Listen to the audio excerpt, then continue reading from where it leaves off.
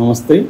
పవన్ కళ్యాణ్ ఏరుకోరి ఒక ఐఏఎస్ ఆఫీసర్ని తన టీంలోకి తెచ్చుకోవడానికి ఆయన ప్రయత్నిస్తున్నాడు. ఆయన పేరు కృష్ణతేజ. పవన్ కళ్యాణ్ ఓఎస్టీగా, ఆఫీసర్ ఆన్ స్పెషల్ డ్యూటీగా ఈ కృష్ణతేజను డిప్యుటేషన్ మీద కేరళ నుంచి ఆంధ్రప్రదేశ్కు రప్పించడానికి చంద్రబాబు గారు కృషి చేస్తున్నారు. చంద్రబాబు గారు తన సీఎంఓ ఆఫీస్కి కూడా కొంతమంది ఢిల్లీ క్యాడర్ల నుంచి కూడా పిలిపిస్తున్నారు. సో అందులో భాగంగా కృష్ణతేజను కూడా డిప్యుటేషన్ మీద పిలిచి పవన్ కళ్యాణ్ ఓఎస్టీగా పెట్టుకోవాలనుకున్నారు. ఆల్రెడీ కృష్ణతేజ ఆంధ్రప్రదేశ్ వచ్చి పవన్ కళ్యాణ్ చంద్రబాబుని కలిసి కూడా వెళ్ళాడు. సో ఆయన కూడా ఆంధ్రప్రదేశ్ రావడానికి సుముఖంగా ఉన్నారు. సో పవన్ కళ్యాణ్ ఏరికోరి ఒక ఐఏఎస్ ఆఫీసర్ని కేరళ నుంచి ఎందుకు పిలిపిస్తున్నారు? ఎవరో ఆ కృష్ణతేజ కంటే గొప్ప ఐఏఎస్ ఆఫీసర్లు ఎవరు ఆంధ్రప్రదేశ్ వాళ్ళు లేరా? ఆయన గొప్పతనం ఏంటి, ఆయన సాధించిన విజయాలు ఏంటి, ఆయన బయోగ్రఫీ ఏంటి అనేది ఇప్పుడు మనం చూద్దాం. కృష్ణతేజ పూర్తి పేరు మైలవరపు కృష్ణతేజ. ఈయనది గుంటూరు జిల్లా చిలుకలూరుపేట. ఈయన వైశ్య కమ్యూనిటీకి చెందినవాడు. వీళ్ళ నాన్న శివానంద్ కుమార్ ఒక హోల్సేల్ మర్చెంట్ ఆయన. వీళ్ళ అమ్మ భువనేశ్వరి, ఆమె హౌస్ వైఫ్. వీళ్ళ తాత రామానంద, ఆయన చిలకలూరుపేటలో అనేక సేవా కార్యక్రమాలు ఇప్పటి నుంచో చేస్తున్నాడు. సో ఈయన స్కూలింగ్ అంతా కూడా చిలకలూరుపేటలో జరిగింది. తర్వాత కాలేజీలో చదువు ముగించుకున్న తర్వాత నర్సరావుపేటలో ఉన్న ఇంజనీరింగ్ కాలేజీలో ఈయన కంప్యూటర్స్ అండ్ ఇంజనీరింగ్లో డిగ్రీ పూర్తి చేసుకున్నారు. దాని తర్వాత ఈయనకి సాఫ్ట్వేర్ ఇంజనీర్గా జాబ్ వచ్చినా కూడా వెళ్ళలేదు. ఎందుకంటే తన తాత ఇన్స్పిరేషన్తో సామాజిక సేవ చేయాలని కోరిక. అందుకని తను సివిల్స్ పాస్ అయ్యి ఒక అడ్మినిస్ట్రేటివ్ ఆఫీసర్గా మనం ప్రజలకు సేవ చేయాలనుకున్నాడు. అందుకని హైదరాబాద్ వచ్చి ఇక్కడ ఫ్రెండ్స్తో కూడా ఉంటూ బాలలత మేడం దగ్గర కోచింగ్ తీసుకోవడం మొదలుపెట్టాడు. ఆమె మేడం చాలా స్ట్రిక్ట్గా ఉండేదంట. మార్నింగ్ 4:30కు వచ్చి 3 అవర్స్ టెస్ట్ రాయాలి, ఒక్కరోజు మిస్ అయినా కూడా నేను కోచింగ్ ఆపేస్తాను అని ఆవిడ ముందే చెప్పింది. అట్లాగే కృష్ణతేజ కూడా మార్నింగ్ 4:30కి అంతా వెళ్ళిపోయేవాడు, టెస్ట్ రాసేవాడు 3 o'clockకి. అలా కష్టపడ్డాడు. అయితే కృష్ణతేజకి ఒక ఈగో ఉండేది. ఎందుకంటే తను చిన్నప్పటి నుంచి స్కూలింగ్లో కానీ కాలేజీలో కానీ ఇంజనీరింగ్లో కానీ టాపర్గా ఉండేవాడు. అందుకని నేను టాపర్ అన్నిట్లో నాకు ఈ సివిల్స్ ఒక లెక్క అన్న ఒక ఈగోతో అతను 3 సార్లు మెయిన్స్ దాకా వెళ్ళి మెయిన్స్లో ఫెయిల్ అయిపోయాడు. దాంతో బాగా ఇబ్బంది అయింది. అసలు నా లోపాలు ఏంటి, నేను ఎక్కడ తప్పు చేస్తున్నాను అని ఫ్రెండ్స్ని అడగడం మొదలుపెట్టారు. ఫ్రెండ్స్ ఏమో నువ్వు బ్రహ్మాండంగా చదువుతావు, నీకు బ్రహ్మాండంగా నాలెడ్జ్ ఉందని చెప్తున్నారు, కానీ లోపాలు చెప్పలేకపోయారు.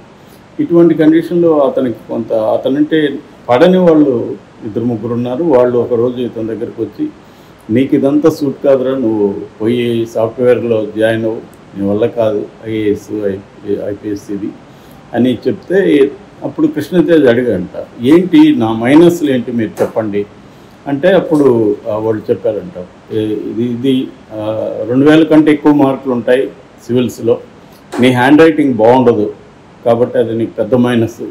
అట్లాగే నువ్వు పాయింట్ వైజ్ రాస్తావు కానీ ఒక ఫ్లో ఉండదు నీ రైటింగ్లో, అది సెకండ్ మైనస్. థర్డ్ మైనస్ ఏమంటే అడిగిన దానికి మాత్రమే సమాధానం రాసేసి పక్కకి వెళ్తావు, అది నీ 3వ మైనస్ అని చెప్పారంట. సో అప్పుడు ఇతనికి అర్థమైంది ఏమంటే, మనం పాజిటివ్ అంశాలు చెప్పాలంటే ఫ్రెండ్స్ ఉండాలి, మన లోపలే నెగిటివ్ అంశాలు చెప్పాలంటే మనకి ఎనిమిస్ ఉండాలి. అలాగా తనకి ఎనిమిస్ కూడా ఉపయోగపడ్డారని కృష్ణతేజ అనేక ఇంటర్వ్యూలో చెప్పాడు. అలాగా ఇతను ఎప్పుడైతే తన లోపాలని ఎనిమిస్ ద్వారా గుర్తించాడో వాటిని కరెక్ట్ చేసుకోవడం మొదలుపెట్టాడు. ఒక యూకేజీ టీచర్ ద్వారా హ్యాండ్ రైటింగ్ ప్రాక్టీస్ చేశాడు. దాని తర్వాత బాలలత మేడం సహాయంతో రైటింగ్ ఎలా ఉండాలి, ఫ్లో ఎలా రావాలి, ఒక టాపిక్ని ఎట్లా రాయాలి అనేది అతను ప్రాక్టీస్ చేశాడు. అట్లాగే మాట్లాడిన దాన్ని కొంచెం సూటిగా ఆన్సర్ మాత్రం చెప్పేసి సైలెంట్గా ఉండకుండా దాన్ని అనలైజ్ చేయడం, విపులంగా చెప్పగలగడం అవన్నీ కూడా ప్రాక్టీస్ చేశాడు. అలాగా 1.5 year 4th టైం ప్రాక్టీస్ చేసి 66వ ర్యాంక్ తెచ్చుకోగలిగాడు. బట్ 66వ ర్యాంక్ రావడం వల్ల తనేమీ గొప్పగా హ్యాపీగా ఫీల్ కాలేదని, బట్ అమ్మ నాన్న ముఖంలో ఆనందాన్ని చూసి మాత్రం చాలా హ్యాపీగా ఫీల్ అయ్యిందని ఆయన చెప్పుకున్నారు. దాని తర్వాత ఆయన కేరళ క్యాడర్గా కేరళకు వెళ్ళారు. అక్కడ ఫస్ట్ పోస్టింగు అలపి సబ్ కలెక్టర్గా వచ్చింది. అలా ఫస్ట్ ఎక్స్పీరియన్స్ లేదు ఆయనకి. ఆ టైంలో మనకు తెలుసు అప్పట్లో వరదలు పెద్ద ఎత్తున కేరళలో వచ్చాయి. రైస్ బౌల్గా పిలువబడి కేరళ అతలకుతలం అయిపోయింది. పంటల నాశనం, ప్రజలు అనేక ఇబ్బందులు పడ్డారు. సో తను కలెక్టర్గా సబ్ కలెక్టర్గా ఉంటూ అతను సాధించిన విజయం ఏంటంటే ఆపరేషన్ పుట్టునాడు అనేది స్టార్ట్ చేసి 2,40,000 మందిని 48 గంటల్లో రెస్క్యూ ఆపరేషన్ ద్వారా చేర్చగలిగాడు బయటికి. ఇది ఒక్కసారిగా దేశం మొత్తం అటెన్షన్ ఈ సబ్ కలెక్టర్ ఎవరు ఇంత ఫాస్ట్గా ఎలా చేయగలిగాడు అని వచ్చింది. దాని తర్వాత ఈ నిరాశ్రయులు అయిన వాళ్ళు వివిధ శిబిరాల్లో ఉంటున్నారు. వాళ్ళ కోసం ఐయామ్ ఫర్ అలప్పి అనే ఒక ఫేస్బుక్ పేజీ క్రియేట్ చేసి దాన్ని ద్వారా దేశవ్యాప్తంగా ఫండ్స్ని కలెక్ట్ చేశారు. అందులో భాగంగా ఈనాడు రామోజీరావు గారిని కాంటాక్ట్ చేస్తే రామోజీరావు గారు తన సర్కిల్ ద్వారా తన పేపర్ ద్వారా డబ్బులు కలెక్ట్ చేసి పంపించారు. అట్లాగే బాహుబలి డైరెక్టర్ రాజమౌళి, యాంకర్ సుమ ఇలాంటి వాళ్ళని కూడా ఈ కృష్ణతేజ్ మాట్లాడి వాళ్ళ ద్వారా కూడా ఫండ్స్ కలెక్ట్ చేశారు. అలా పెద్ద ఎత్తున అలపిలో ఉండే ఈ శిబిరాలకి డబ్బును ఇవ్వగలిగాడు. దానివల్ల లక్షల మంది జీవితాన్ని బాగు చేయడానికి కృష్ణతేజ్ ఉపయోగపడ్డాడు. దాని తర్వాత కృష్ణతేజ్ను కేరళ పర్యాటక శాఖ డైరెక్టర్గా నియమించింది ప్రభుత్వం. మనకు తెలుసు కేరళలో ట్రావెల్ అనేది ఎంత గొప్పగా ఉంటుందో. ఆ పర్యాటక శాఖలో కూడా ఇతను వినూత్న కార్యక్రమాలు అనేకం చేపట్టాడు. మిషన్ ఫేస్ లిఫ్ట్ అనే ఒక ప్రోగ్రాం ద్వారా పర్యాటక స్థలాలని మోడర్నైజ్ చేయడం అవన్నీ చేశారు. అట్లాగే మాయ అనే ఒక చాట్ బాట్ని క్రియేట్ చేసి ట్రావెలర్స్కి ఈ మాయ గైడ్ చేస్తుంది, వాళ్ళ డౌట్స్ అంతా క్లియర్ చేస్తుంది, వాళ్ళు చూడాల్సిన ప్లేసెస్ వాళ్ళ టేస్ట్ని బట్టి సజెస్ట్ చేస్తుంది, అట్లా గైడ్ చేయడం అనేది చేశారు. అట్లాగే క్యారవాన్ కేరళ అనే ఒక వెహికల్స్ని క్రియేట్ చేసి వాటి ద్వారా కంఫర్టబుల్గా ఒక ప్లేస్ నుంచి ఇంకో ప్లేస్కి క్యారవాన్ ఏర్పాటు చేశాడు. ఇలాగ అనేక ప్రోగ్రాములు తీసుకొని కేరళ ట్రావెల్ అండ్ టూరిజంని డెవలప్ చేయడానికి కృష్ణతేజ్ ట్రై చేశాడు. దాని తర్వాత కరోనా టైంలో సివిల్ సప్లైస్ కార్పొరేషన్ జనరల్ మేనేజర్గా ఆయన నియమించబడ్డాడు. అప్పుడు ఈ ఫుడ్ కిట్స్ని తయారు చేసి medical kit and food kits విపరీతంగా కేరళలో డిస్ట్రిబ్యూట్ చేశాడు. అది కూడా ఈయనకి పేరు సంపాదించి ఐక్యరాజ్య సమితి లాంటివి కూడా గుర్తించాయి తన సేవలను. ప్రజెంట్ త్రిశూర్ కలెక్టర్గా ఉన్నాడు. అక్కడ ముఖ్యంగా బాలల హక్కుల మీద విపరీతంగా పనిచేస్తున్నాడు. ముఖ్యంగా చిన్న చైల్డ్ లేబర్ కావచ్చు, తర్వాత ట్రాఫికింగ్లో ఉన్న బాలలను రక్షించడం కావచ్చు, అది పెద్ద ఎత్తున చేసి కలెక్టర్ మామన్ అని బాలలంతా ఇతను పిలిచే పేరు. మామన్ అంటే మామయ్య, కలెక్టర్ మామయ్య అన్న స్థాయిలో ఇతని పేరు వచ్చింది. ఈ మధ్యనే జాతీయ బాలల హక్కుల రక్షణ కమిషన్ ఇతనికి అవార్డు కూడా ఇచ్చింది. ఆ సందర్భంగా మన పవన్ కళ్యాణ్ కూడా అభినందించారు. ఇట్లాగా తను ఎక్కడ పనిచేసినా పీపుల్ సెంట్రిక్ అప్రోచ్తో ప్రజల కేంద్రంగా ఆయన పనిచేయడం.